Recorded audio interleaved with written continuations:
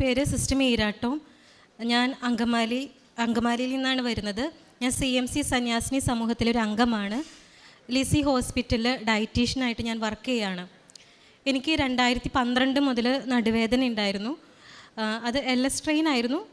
അത്യാവശ്യം ഭാരമുള്ള കാര്യങ്ങളൊക്കെ ചെയ്യാനുള്ളൊരു ബുദ്ധിമുട്ടേ ഉണ്ടായിരുന്നുള്ളൂ. പക്ഷേ 2023 ഏപ്രിൽ മാസം ഓശാന ഞായറാഴ്ച ഈ വേദന കുറച്ച് കൂടുതലായി. കാല് അനക്കാൻ പോലും പറ്റാതെയായി. നടക്കാൻ ബുദ്ധിമുട്ട്, കിടന്നിടത്തുനിന്ന് എഴുന്നേക്കാനായിട്ടുള്ള ബുദ്ധിമുട്ട്. പക്ഷേ ആദ്യത്തെ ദിവസങ്ങളിലൊക്കെ ജോലിക്ക് പോയി. പെസഹ ബുധനാഴ്ച ആയപ്പോഴേക്കും കാല് അനങ്ങുന്നില്ല. കാല് ഞാൻ നീക്കി കഴിഞ്ഞാൽ നടു പൊട്ടുന്ന വേദനയായിരുന്നു. അപ്പോൾ ഞാൻ നോക്കിയപ്പോൾ അടുത്ത ദിവസങ്ങളിലൊക്കെ OP അവധി ആയതുകൊണ്ട് ഡോക്ടറെ കാണാമെന്ന് ഓർത്ത് ചെന്നപ്പോൾ എക്സ്റേ എടുത്തിട്ട് പറഞ്ഞു നീർക്കെട്ടാന്ന് പറഞ്ഞു. അപ്പോൾ ഞാൻ ഡോക്ടറോട് പറഞ്ഞു, ഡോക്ടർ എനിക്ക് ഏകദേശം ഒരു 10 വർഷമായിട്ട് നീർക്കെട്ടുണ്ട്. ഇത് നീർക്കെട്ടിൻ്റെ വേദനയല്ല, ഡോക്ടർ പറഞ്ഞതുകൊണ്ട് മാത്രം ഞാൻ കസേരയിൽ ഇരുന്നത്.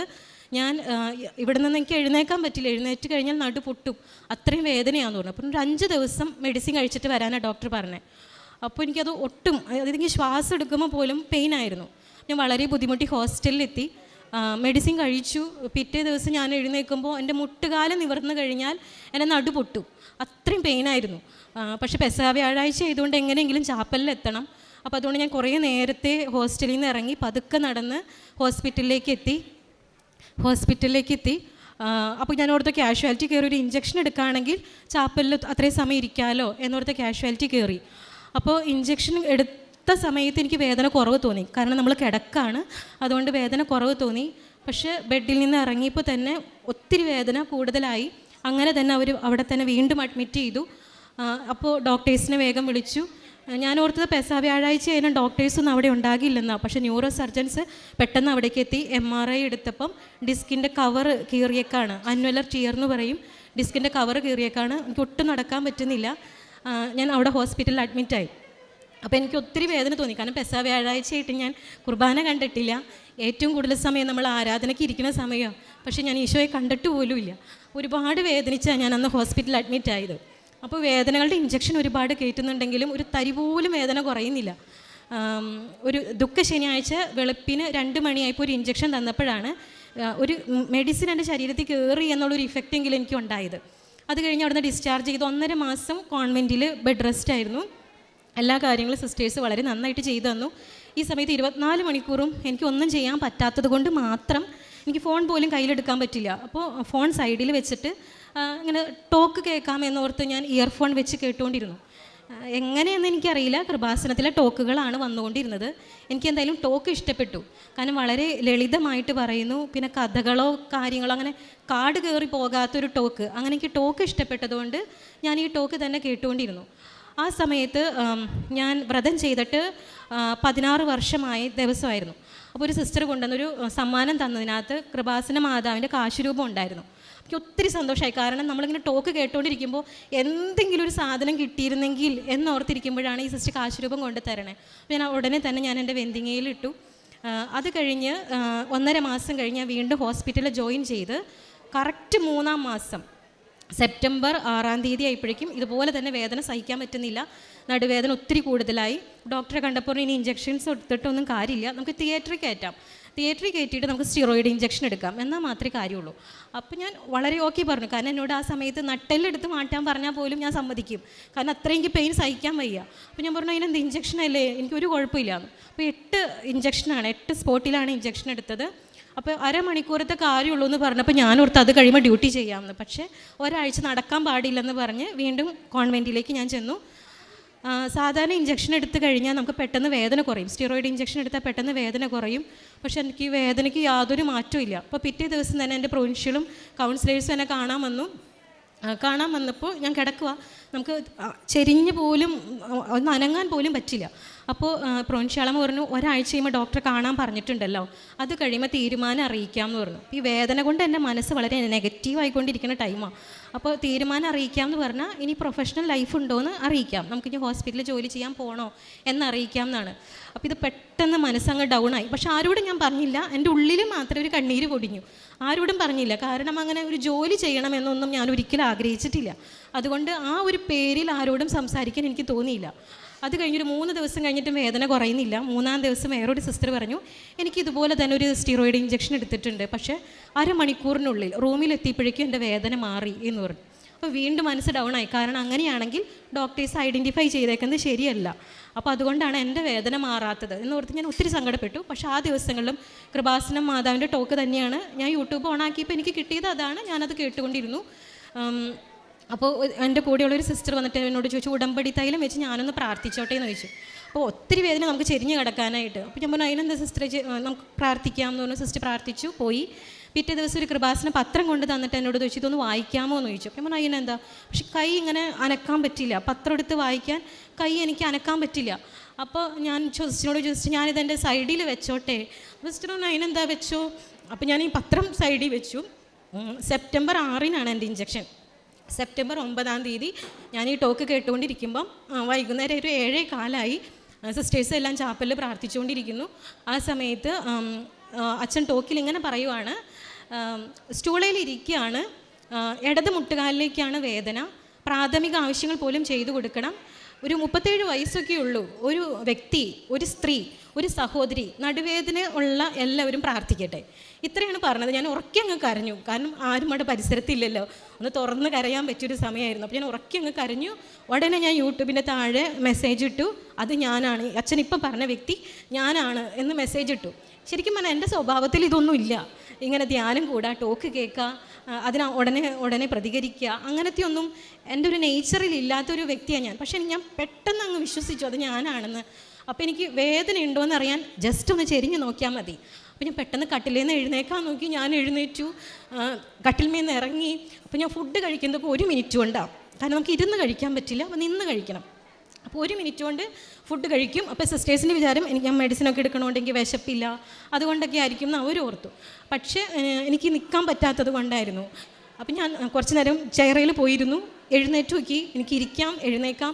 ഞാൻ ടോയ്ലറ്റിൽ പോയിരുന്നു, കാരണം എൻ്റെ ഏറ്റവും വലിയ സഹനം അതായിരുന്നു. നമുക്ക് അവിടെ നിന്ന് എഴുന്നേക്കാൻ പറ്റില്ല. അപ്പോൾ ഞാൻ നോക്കിയപ്പോൾ അതും നമുക്ക് ചെയ്യാം. അതുകൊണ്ട് ഞാൻ ഫോൺ കയ്യിലെടുത്തു. കാരണം എനിക്ക് ഭയങ്കര ഭാരമായിട്ട് അനുഭവപ്പെട്ടൊരു സാധനം നമ്മുടെ ഫോണാണ്. അപ്പോൾ ഫോൺ എടുത്ത് നോക്കിയപ്പോൾ എനിക്ക് ഫോൺ കയ്യിലെടുക്കാം. ഞാൻ പെട്ടെന്ന് അതിൻ്റെ സ്ക്രീൻ റെക്കോർഡിങ് നടത്തി. അത് കഴിഞ്ഞ് എനിക്കിത് അത്ഭുതം തന്നെയാണോ അങ്ങനെ എനിക്ക് അറിയത്തില്ല. അപ്പോൾ ഞാൻ വേഗം അനങ്ങാതെ വന്ന കട്ടിലിൽ കിടന്നു. അത് കഴിഞ്ഞൊരു 8 മണിക്ക് ഫുഡ് കഴിഞ്ഞ സമയത്ത് മദറും സെക്കൻഡ് കൗൺസിലറും കൂടി എൻ്റെ അടുത്ത് വന്നിട്ട് സംസാരിക്കാൻ വന്നപ്പോൾ എൻ്റെ അടുത്ത് വെച്ച്, മുഖമൊക്കെ ആകെ മാറിയിരിക്കുകയാണല്ലോ എന്ന് വെച്ചപ്പോൾ ഞാൻ പറഞ്ഞു, ഒന്നുമില്ല. കാരണം ഞാൻ ചിന്തിച്ചത് ആരോടും പറയരുത് എന്ന് വെച്ച് കഴിഞ്ഞാൽ നമുക്കൊരു ദൈവിക രഹസ്യം കിട്ടുമ്പോൾ അതിൻ്റെ ഒരു സൗന്ദര്യവും സുഗന്ധമൊക്കെ നഷ്ടപ്പെടാണ്ട് കുറച്ച് നേരമെങ്കിലും നമ്മുടെ കയ്യിലിരിക്കണമല്ലോ. അപ്പോൾ ആരോടും ഞാനിത് പെട്ടെന്നൊന്നും പറയില്ല എന്ന് കരുതിയാണ് ഞാനിരുന്നത്.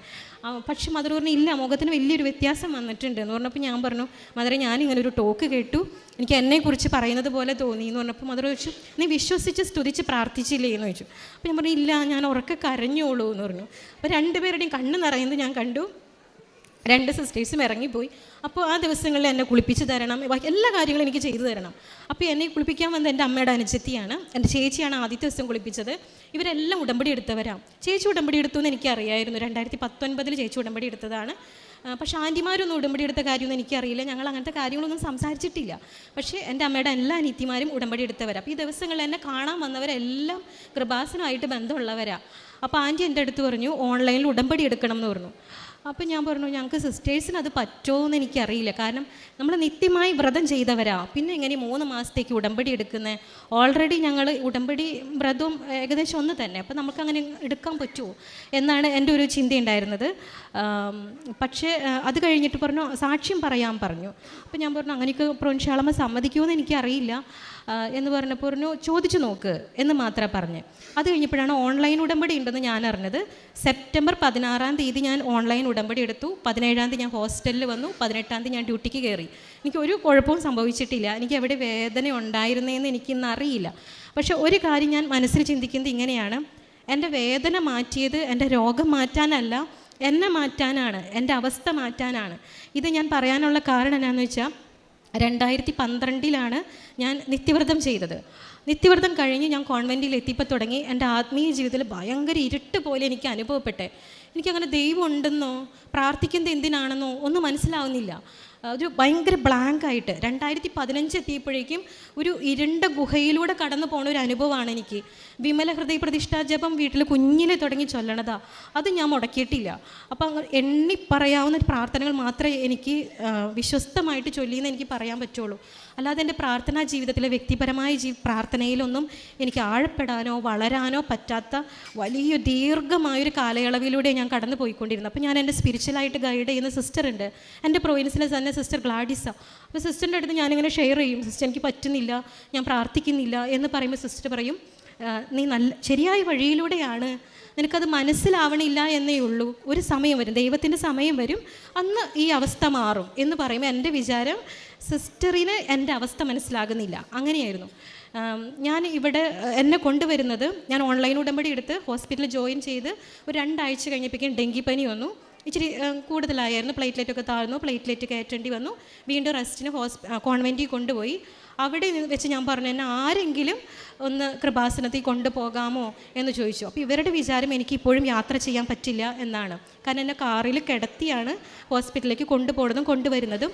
അപ്പോൾ ഇവർ വീണ്ടും കാറ് വിളിച്ച് എന്നെ ഇവിടേക്ക് കൊണ്ടുവന്നു. ഞാനിവിടെ സ്ഥലങ്ങളെല്ലാം കണ്ടിട്ട് തിരിച്ചുപോയി. അത് ഒക്ടോബർ അവസാനത്തെ ആഴ്ച ഞായറാഴ്ചയാണ് ഞാൻ വന്നത്. നവംബർ 2-ാം തീയതി ഹോസ്പിറ്റലിന് ഹോളിഡേ ആണ്, സകല മരിച്ചവരുടെയും പ്രാർത്ഥനാ ദിവസം ആയതുകൊണ്ട് അവധിയാണ്. ഞാൻ ആരോടും പറയാതെ അവിടെ നിന്ന് ബസ്സിൽ കയറി, ഹോസ്റ്റലിൽ നിന്നാണ്, കോൺവെൻറ്റിൽ നിന്നല്ല, ഹോസ്റ്റലിൽ നിന്ന് ഞാൻ ബസ്സിൽ കയറി. ആദ്യമായിട്ട് ഞാൻ ബസ്സിൽ കയറിയത് കൃപാസനത്തിലേക്കാണ്. ആദ്യമായി ഞാൻ മുട്ടുകുത്തിയത് കൃപാസനത്തിലെ ഏകദേശം ആ ഒരു സ്ഥലത്തായിട്ടാണ്. ആദ്യമായിട്ട് ഞാൻ സ്റ്റെപ്പ് കയറിയത് ഇവിടെയാണ്. ആദ്യമായിട്ട് ഞാൻ വെയിറ്റ് എടുത്തത് ഇവിടെയാണ്. കാരണം ഞാൻ ഉടമ്പടി എടുക്കാനല്ല ഞാൻ വന്നത്, ഞാനൊന്ന് കാണാനാണ് വന്നത്. അപ്പോൾ ഞാൻ നോക്കിയപ്പോൾ ഇവിടെ ഈ കാണുന്ന തിരക്കൊന്നും നവംബർ 2-ാം തീയതി ഇല്ല. തിരക്കുണ്ടായിരുന്നെങ്കിൽ ചിലപ്പോൾ ഞാൻ ഉടമ്പടി എടുക്കില്ലായിരുന്നു. ഞാൻ നടന്നു വരുമ്പോൾ ക്യൂവിലാകെ 2 പേരാണ്. അവിടെ നിന്ന് ചേട്ടൻ പറഞ്ഞു, ഉടമ്പടി എടുക്കാനല്ലേ വന്ന്, ഇവിടെ നിന്നോ എന്ന് പറഞ്ഞ എല്ലാ കാര്യവും പറഞ്ഞു തന്നു. ഞാൻ അറിയാതെ തന്നെ ഉടമ്പടി എടുത്തുകൊണ്ടിരുന്നു. ഉടമ്പടി ക്ലാസ്സിലിരിക്കുന്ന സമയത്ത് പ്ലാസ്റ്റിക് കസേര കണ്ട വഴി എൻ്റെ കണ്ണ് നിറഞ്ഞു. കാരണം എനിക്ക് പ്ലാസ്റ്റിക് കസേരയിൽ ഇരിക്കാൻ പറ്റില്ല, നല്ല പെയിനായിരിക്കും. ഇരുന്നു. ഒരു 15 മിനിറ്റ് കഴിഞ്ഞപ്പോഴേക്കും വേദന സ്റ്റാർട്ട് ചെയ്തു.